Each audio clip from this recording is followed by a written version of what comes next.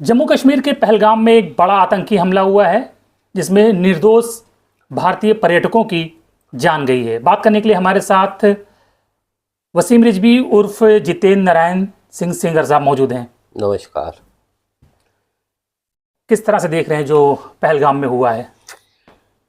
देखिए साहब, बहुत खेदनीय है, बड़े अफसोसनाक बात है। और मैं ये समझता हूँ कि ये एक तरह का गृह युद्ध है जो मुसलमान हिंदुस्तान में हिंदुओं के खिलाफ लड़ रहा है। अरे ये तो सर पाकिस्तान से आए हुए लोग थे। तो साहब थे, मारा हिंदुस्तान में है ना, मारा तो हिंदुस्तान के अंदर है ना। आप पाकिस्तान से आए हुए लोग हैं। पाकिस्तान से भारत से बहुत पहले से ही लड़ रहा है वो। तो देखिए साहब, गृह युद्ध क्यों कर रही है? तो दुश्मन मुल्क का हमला है। मुर्शिदाबाद में कौन से पाकिस्तान से लोग आए हुए हैं? बात ये नहीं है। मैं बहुत पहले से कहता चला आ रहा हूं कि जब तक भारत में मदरसों की शिक्षा खत्म नहीं की जाएगी, जिहादी तैयार होते रहेंगे। और जब तक के क़यामत तक, जब तक के मुसलमान मिट नहीं जाते, तब तक जिहादी कभी खत्म नहीं होंगे अगर मदरसे बंद नहीं। भारत के मदरसों में थोड़ी तैयार हुए हैं आतंकवादी, तो पाकिस्तान के मदरसों में तैयार हुए हैं। आप बताइए, किस मदरसों के अंदर कुरान नहीं पढ़ाया जाता? किस मदरसों के अंदर ये शिक्षा नहीं दी जाती कि गैर मुसलमानों से नफरत करो? कुरान के अंदर है, कुरान पढ़ाया जाएगा तो सब कुछ पढ़ाया जाएगा। तो भारत के मदरसों में यही पढ़ाया जा रहा है, सिलेबस जो आप बोल रहे हैं। कुरान सबसे बड़ी किताब है और एक ही किताब है जो भारत के अंदर हर मदरसे से, छोटे से लेके बड़े तक मदरसों में कुरान ही पढ़ाया जाता है। कुरान पर रिसर्च की जाती है। आप इस्लामिक यूनिवर्सिटियों में चले जाओ तो वहाँ कुरान पर रिसर्च होती है। कुरान तो एक मजहबी किताब है, पीस की बात करती है। अरे साहब, कुरान के अंदर कहाँ पर पीस है वो तो हमें कोई दिखाए। पीस सिर्फ कुरान के अंदर मुसलमानों के लिए है कि मोमिन आपस में मेल जोल रखें, ब्रदरहुड, बस। गैर मुसलमानों के लिए तो कहीं पर पीस कुरान में है ही नहीं। आप किसी भी मौलवी से बताओ कि एक आयत ऐसी बताओ जिसमें यह कहा गया हो कि गैर मुसलमानों के साथ शांति व्यवस्था कायम करो, गैर मुसलमानों के साथ भाईचारा कायम करो। एक आयत तो आप बताइए। ये तो एक दुश्मन मुल्क जो हमारा हमेशा से रहा है। सन 47 में जब बंटवारा हुआ तभी से वो दुश्मन मुल्क रहा है। उसके लोगों ने, उसकी आर्मी ने, उसकी सरकार ने हमला करवाया। ये तो सवाल ये है कि मारने वाले कौन थे? अभी जब तक भारत के अंदर हमला हुआ है, पाकिस्तान के फौजी नहीं आए थे भारत के अंदर। अब वो कश्मीरी थे या पाकिस्तान से घुसपैठ करके आए थे मुसलमान। ये तो क्लियर है कि लोकल सपोर्ट के बिना तो पॉसिबल नहीं है ये। बिल्कुल। और मुसलमान थे। कहते हैं कि साहब आतंकियों का कोई मजहब नहीं होता, ये झूठे हैं मुसलमान। मुसलमान झूठ बोलता है।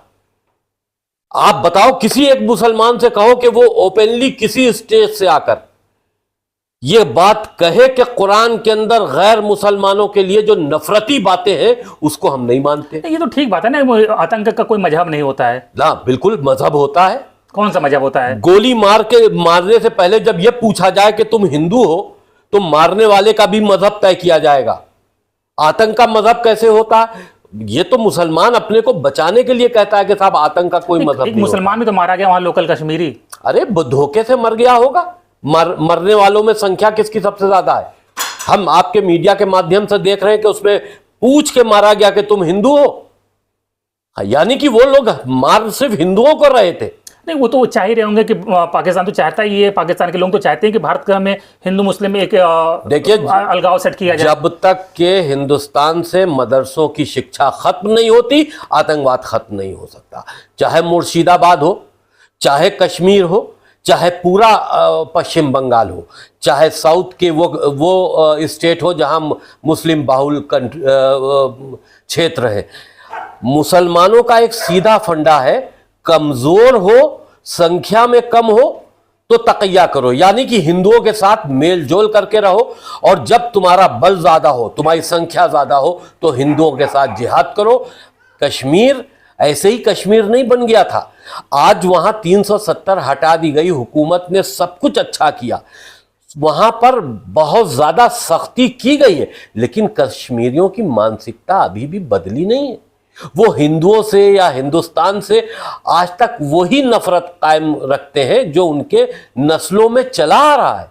ये तो आप वही बात कह रहे हैं जो पाकिस्तान चाहता है, फिर तो पाकिस्तान कामयाब हो गया अगर ये बात यहाँ फैल गई या इस तरह की बातें लोग करने लगे तो। देखिए, पाकिस्तान हमारा दुश्मन मुल्क है, ये बात बिल्कुल सही है, लेकिन दुश्मन मुल्क अगर के हिंदुस्तान में मुसलमानों के माध्यम से हिंदुस्तान के अंदर हिंदुओं को मरवा रहा है, तो ये तो हिंदुस्तानी मुसलमानों के लिए शर्म की बात है, हिंदुस्तानी मुसलमानों पर सवालिया निशान पैदा करती है। और कश्मीर में लोकल लोग कितनी मजम्मत कर रहे हैं, मस्जिदों से इसके खिलाफ बातें कही जा रही है, जो एक्टिविटीज़ हुई है इसकी मजम्मत की जा रही है, कैंडल मार्च निकाले जा रहे हैं और लोग खुल के इसके खिलाफ बोल रहे हैं कश्मीर में।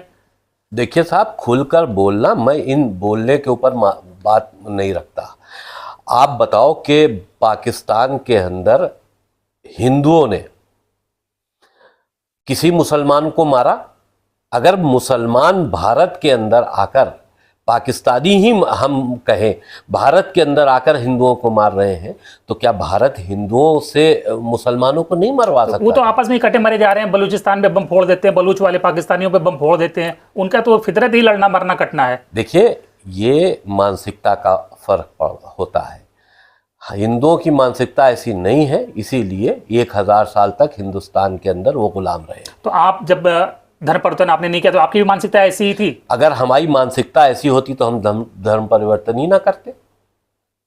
क्यों करते हम? क्योंकि कट्टर थे नहीं, हम इंसानियत के लिए सोचते हैं, हम इंसान को इंसान से कत्ल कराने की नहीं सोचते।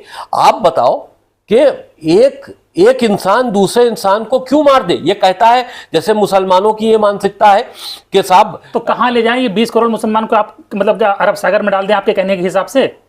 साहब, हम समझते हैं कि इजराइल की पॉलिसी को इख्तियार करना होगा।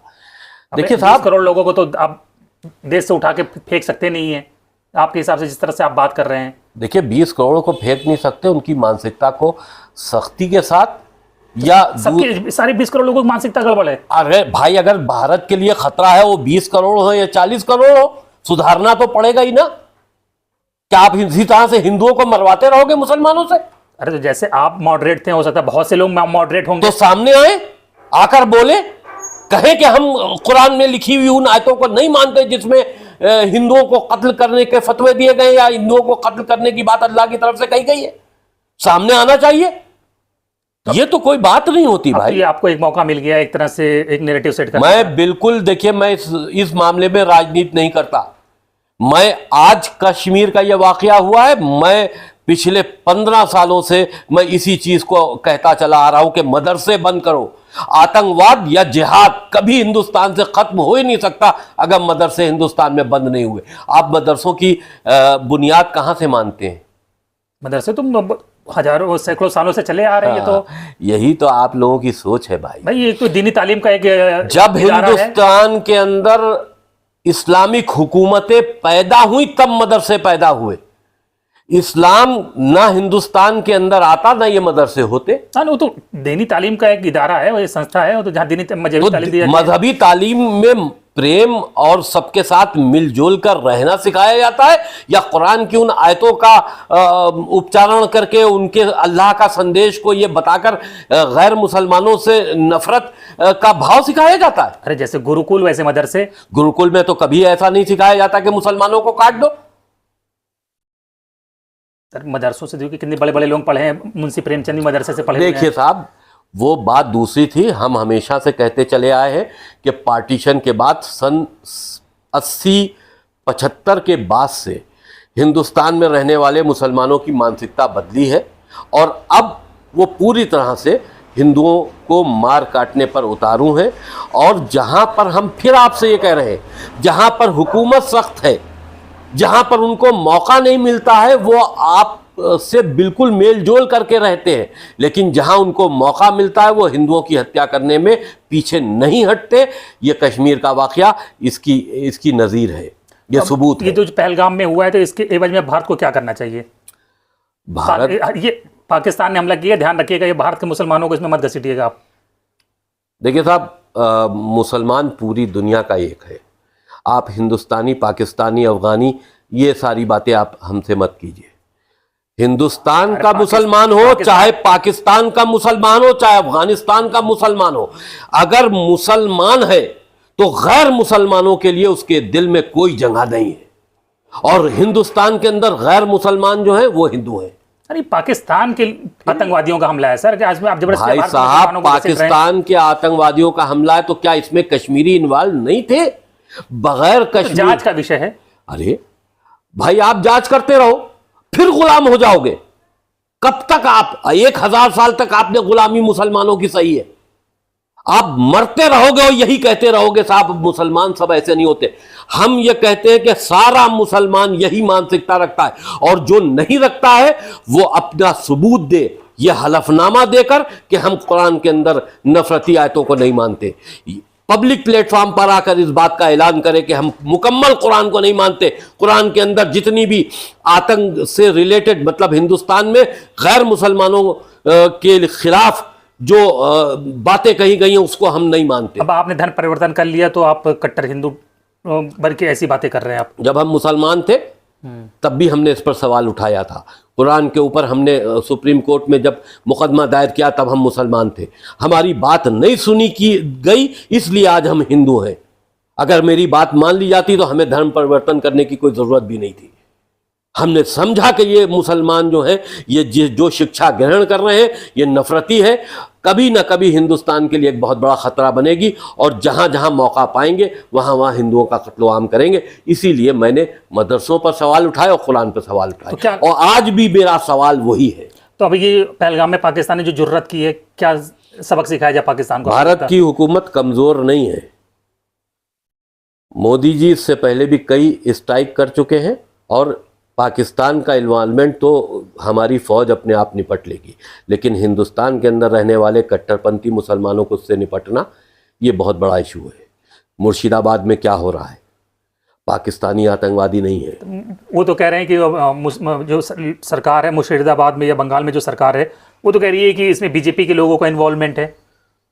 अरे साहब, ये तो बात को कमजोर करने वाली बात है कि बीजेपी वाले कर रहे हैं ऐसा। अरे भाई, हुकूमत ममता की और कर बीजेपी वाले रहे, ये कौन सी बात होती है? जब आप वहां मुसलमानों को इतनी छूट दिए हुए हैं, जो मुसलमान हिंदुओं को मार रहा है उसका बीजेपी लिंक क्या है? कौन सा वहां पश्चिम बंगाल में मुसलमान बीजेपी को सपोर्ट करता है, और वहां मुसलमान मुर्शिदाबाद में हिंदुओं को मार रहा है? हिंदू को मार रहा है, जो आप कह रहे हैं बीजेपी का हाथ है। ये तो कमजोर करने वाली बात है। तो बिल्कुल, तो देखिए पहलगाम में जो कुछ भी हुआ उस पर आपने वसीम रिजवी साहब का जो ख्याल है, वो जो विचार है आपने सुने। आपका क्या विचार है वसीम रिजवी साहब के विचारों पर? कमेंट बॉक्स में ज़रूर बताएं। और वसीम रिजवी साहब कह रहे हैं पाकिस्तान को तो सबक सिखाया ही जाना चाहिए, और प्लस उन आतंकियों की स्थानीय स्तर पर जिन्होंने मदद की है उनको भी आइडेंटिफाई करके उनके खिलाफ भी कार्रवाई हो और ऐसी विचारधारा पर कार्रवाई हो। धन्यवाद। नमस्कार।